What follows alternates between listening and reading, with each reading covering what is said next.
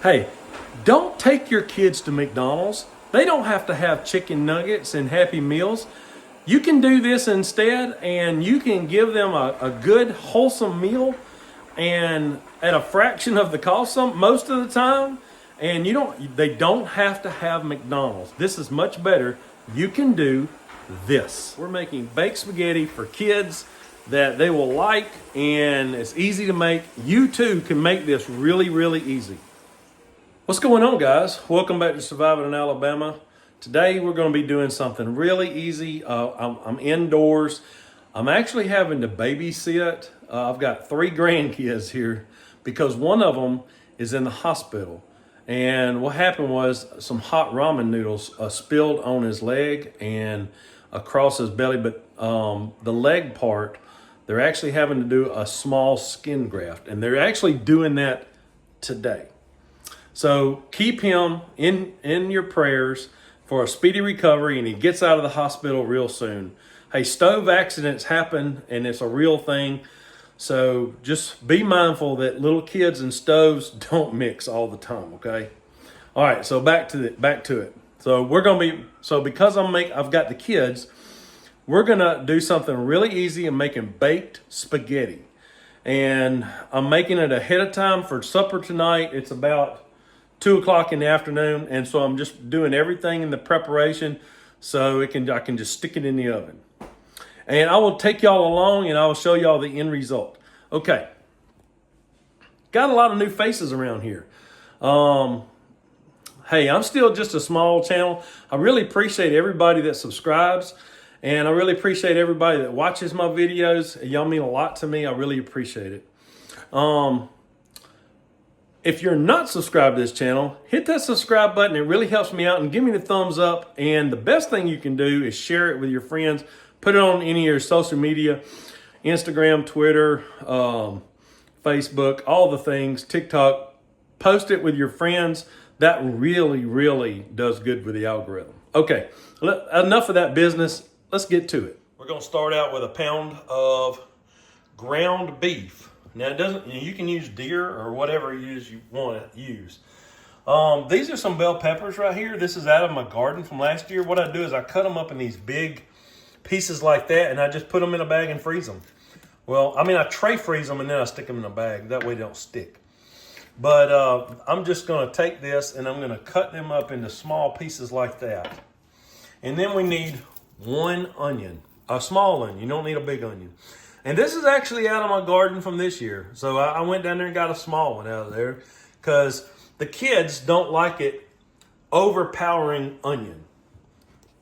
So now I'm gonna cut the onion up, and I'm gonna start the ground beef cooking. And when it's about half done, I'm gonna put the bell pepper and the onion in with the meat. Just cutting this up into small pieces just like that. See, I cut it into long pieces, and I just turn it sideways, and that's what it gets. See, that's how small those pieces are. The kids don't really like it in big pieces like I like it. So I make these, when I freeze these chunks, I really am doing it for chili because I like my chili chunky. So that's why. But you can see you can always cut it up smaller, but you can't always make it bigger. So I'm gonna go on and finish up cutting this, and I'll come back to you. Hey, by the way, this ground beef right here, it came from Butcher Box, which is supposed to be all organic, local farm meat where, get that away from the eye. Local farm meat where the farmers get it, they coordinate with Butcher Box, and this is supposed to be local stuff. I'm trying to do all the things so we can eat without eating all the chemicals. So while I am cooking this meat, I'm going to put in the onions and the bell pepper because what I want it to do is to cook down. If I was making this just for me, it really wouldn't be a big deal. But little kids don't like all the texture, so I try to cook this down, and it just makes it soft and makes it blend, and you get the flavor without all the chunks. So we're doing just like that. Next thing I got to do is we got to cook some spaghetti. And this is what I got right here. I actually think I got this spaghetti at Dollar Tree. I'm not 100% sure about it. I either got it at Piggly Wiggly or Dollar Tree. I can't remember. But sometimes when I go buy spaghetti, I'll just buy like 10 or 15 boxes at a time, and I keep them in my pantry. So I just like to have stuff on hand. Okay, I got my water here, got my meat here. I'm gonna add a little salt. So I got some salt. I'm gonna put, I don't know, half a teaspoon or so. And then we're gonna put about the same amount on the meat and let it work its way in. It's not exact. Now, normally you'd put red pepper flakes, just a little bit, not a lot, but I've got this Cajun seasoning right here, Basole. If you look right there, that is their contact information if you would like to get this seasoning. This is homemade seasoning by Broussard Homestead. I actually know them. I never met in person, just online, but we've talked a few times. And so anyway, they sent me some, and it's good stuff. Now that meat that I had was extra lean. And so I'm gonna show it to you. As you can see, there's hardly any fat in it at all. So the little bit of fat that's in here, I'm not gonna drain that off because there's not even hardly enough to drain. So we definitely want the fat flavor to stay in it. So we are not gonna drain it on purpose. But if it had been like a 80-20 or a 70-30 or something like that, we would for sure drain it. Now the next thing I'm gonna do is to the meat, I'm gonna add 2 cans of spaghetti sauce. Just this right here. Now, I do can my own tomatoes every year, but I don't make spaghetti sauce or anything like that. I mainly use it for add into mainly chili, but everything I can add to, because I like them real chunky. Like I said, that's how I can them, is real chunky. So this is tomato sauce / spaghetti sauce. And so we just buy that in the can, super easy. This is super easy, anybody can do it.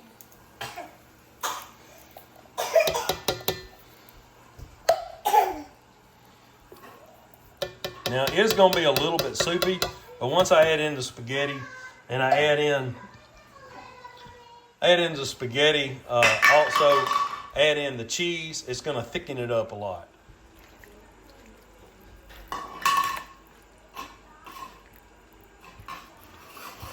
And also I'm gonna cook this in just a little bit.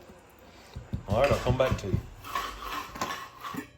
Okay, the water is hot. It is not boiling yet. So it's time to add in the spaghetti. So what I did was I went on and broke them in half so I can put this lid on it. If we were gonna eat just regular spaghetti, I would leave it long because I like it long. But being in the baked spaghetti, hey, break it in half, it's totally fine.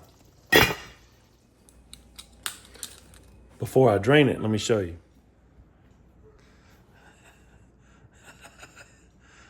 She got my hat. Okay, it looks like it. Okay, it looks like it soaked up all the water now. We can drain it. Take the spaghetti and drop it just like so.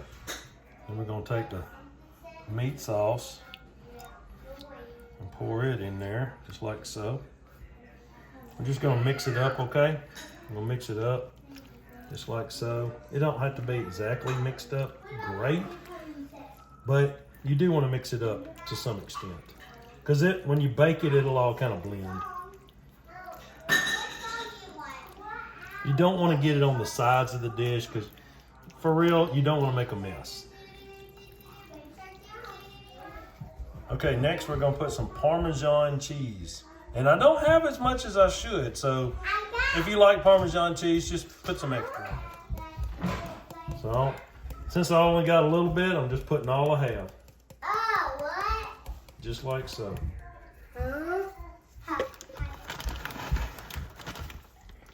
We'll spread it all out. What we want is this to melt down in there. That's what we want. Got a little paprika. And just some generic, this is Winn-Dixie brand Italian seasoning. 350, 25 minutes.